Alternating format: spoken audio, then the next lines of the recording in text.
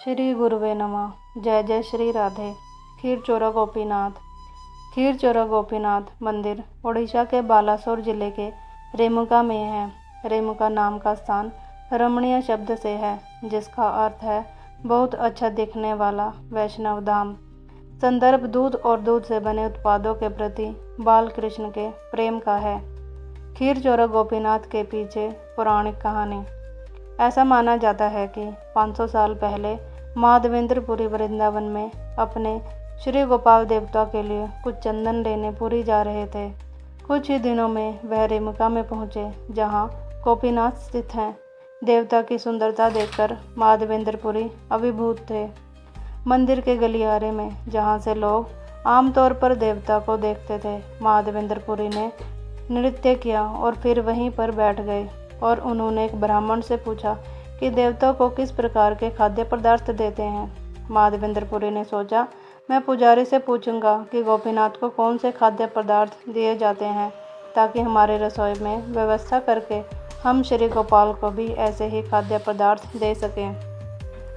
जब ब्राह्मण पुजारी से इस मामले में पूछताछ की गई, तो उन्होंने गोपीनाथ के देवता को अर्पित किए जाने वाले भोजन के प्रकारों के बारे में विस्तार से बताया।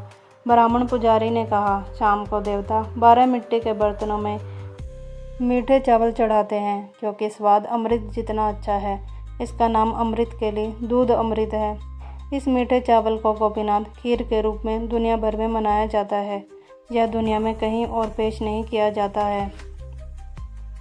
जब माधवेंद्रपुरी ब्राह्मण पुजारी के साथ बात कर रहे थे, तो मीठे चावल के प्रसाद के रूप में देवता के सामने रखा गया था। यह देखकर माधवेंद्रपुरी ने सोचा, अगर मेरे पूछने के बिना थोड़ा मीठा चावल मुझे दे दिया जाता है, तो मैं इसका स्वाद ले सकता हूँ और अपने भगवान गोपाल को चढ़ाने के लिए इसी तरह की तैयारी कर सकता हूँ। फिर तुरंत माधवेंद्रपुरी को मीठे चावल का स्वाद लेने की इच्छा में अपनी गलती का एहसास हुआ और उन्होंने तुरंत पश्चाताप किया। मैंने एक अपराध किया है।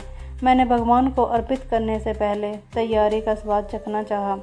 इस तरह भारी मन से सोचते हुए वह पास के रामचंडी मंदिर गए और भगवान गोपीनाथ की स्तुति में भजन गाने लगे।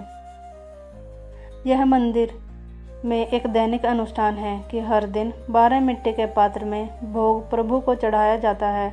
उसी दिन जब उन 12 बर्तनों को भगवान को अर्पित किया गया, तो पुजारी को उनके उच्चारण में आश्चर्य हुआ कि दूध भोग का एक बर्तन गायब था। पुजारियों ने लापता बर्तन की तलाश की, क्योंकि प्रभु के प्रसाद चोरी हो जाने पर इसे एक बुरा शगुन माना जाता था। गोपीनाथ की पूजा समाप्त करने के बाद पुजारी ने विश्राम किया। उसी रात भगवान गोपीनाथ मंदिर के मुख्य पुजारी के सपने में दिखाई दिए और चुराए गए दूध के बर्तन के रहस्य के पीछे का सारा रहस्य खोल दिया। उन्होंने कहा, यह कोई और नहीं बल्कि उन्होंने चुराया था और कपड़े के अंदर छिपाया था। उन्होंने आगे पुजारी को तुरंत अपने पसंदीदा भक्त श्री माधवेंद्रपुरी को भोग का बर्तन चढ़ाने का निर्देश दिया। पुजारी एक बार जाग गया और मुख्य कक्ष में गया, जहां मूर्तियां थीं, और उसके आश्चर्य को भोग का बर्तन मिला। वह इसे ले गया और तुरंत श्री माधवेंद्रपुरी को अर्पित कर दिया, जो रामचंडी मंदिर के सामने एक पेड़ के नीचे चुपचाप सो रहा था। पुजारी ने उसको कहा कि आपके लिए श्री गोपीनाथ जी ने खीर चुराया है। तुम्हारे जैसा सौभाग्यशाली दूसरा कोई नहीं है। इस तरह से देवता को खीरचोरा गोपीनाथ नाम मिला। यह घटना तेजी से दूर दूर तक फैल गई। चोरी करना अपराध है, लेकिन प्रभु ने अपने शिष्य के प्रेम के लिए स्वयं यह अपराध किया। यह प्रभु के अपने भक्त की सेवा करने का एक दुर्लभ उदाहरण है। यह मंदिर प्रभु के असीम और उनके उत्साही आस्तिक के प्रति सच्चे प्रेम का प्रतीक है।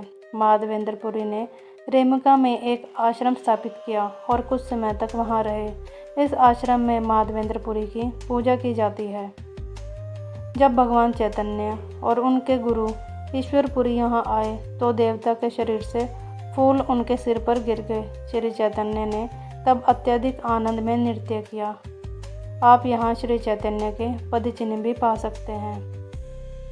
खीरचोरा गोपीनाथ की जय। जय जय श्री राधे।